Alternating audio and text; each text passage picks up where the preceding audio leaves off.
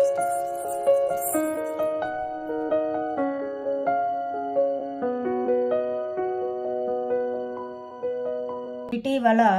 4వ పారిశ్రామిక విప్లవం కోసం సెంటర్ను స్థాపించడానికి తెలంగాణ ఏ సంస్థతో కలిసి పనిచేసింది? ప్రపంచ ఆర్థిక వేదిక సంస్థతో కలిసి పనిచేసింది. ఏ సంస్థ ఇటీవల జపనీస్ మెన్ డినామినేటెడ్ గ్రీన్ బాండ్లను జారీ చేసింది? REC limited. ఇటీవల వార్తల్లో కనిపించిన పారామిడోసియం ఇండికం అంటే ఏమిటి? Phytopathogenic fungus. వార్తల్లో నిలిచిన పనామా కెనాల్ ఏ రెండు మహాసముద్రాలను కలుపుతుంది? అట్లాంటిక్ మహాసముద్రం మరియు పసిఫిక్ మహాసముద్రం. టీ20 ఇంటర్నేషనల్లో అత్యధిక సెంచరీలు సాధించిన బ్యాట్స్మెన్ ఎవరు?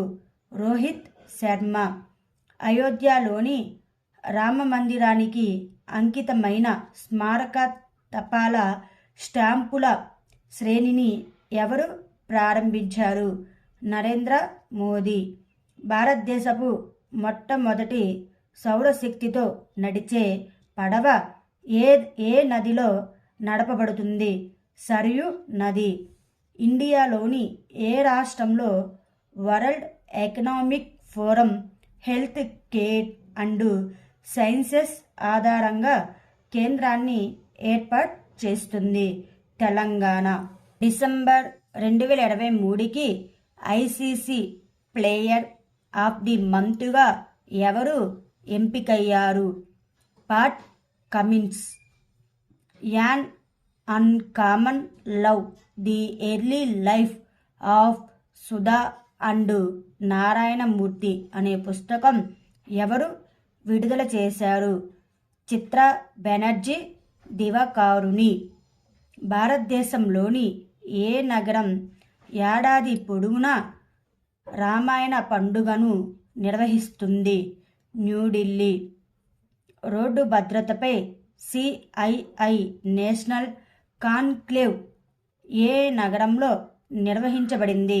న్యూఢిల్లీ. అస్సాం స్టేట్ అత్యున్నత పురస్కారం అస్సాం వైభవ్ ఎవరికి ఇవ్వబడుతుంది? రంజన్ గొగోయ్. భారత ప్రభుత్వం కొత్త విద్యా విధానంలో భారతదేశంలోని 9 సాంప్రదాయ భాషలలో ఏ భాషను ఒకటిగా చేర్చింది? పర్షియన్ భాషను.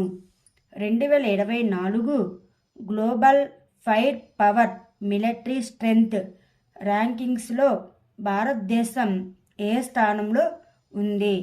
4వ స్థానం. భారత వైమానిక దళం ఆపరేషన్ సర్వశక్తి ఎక్కడ ప్రారంభించబడిందని చెప్పింది? జమ్మూ అండ్ కాశ్మీర్. ఆసియాలోనే అతిపెద్ద ఏవియేషన్ ఎక్స్పో వింగ్స్ ఇండియా 2024 ఎక్కడ నిర్వహించబడుతుంది? Hyderabad. Thank you students. Please like మరియు సబ్స్క్రైబ్ చేయగలరు.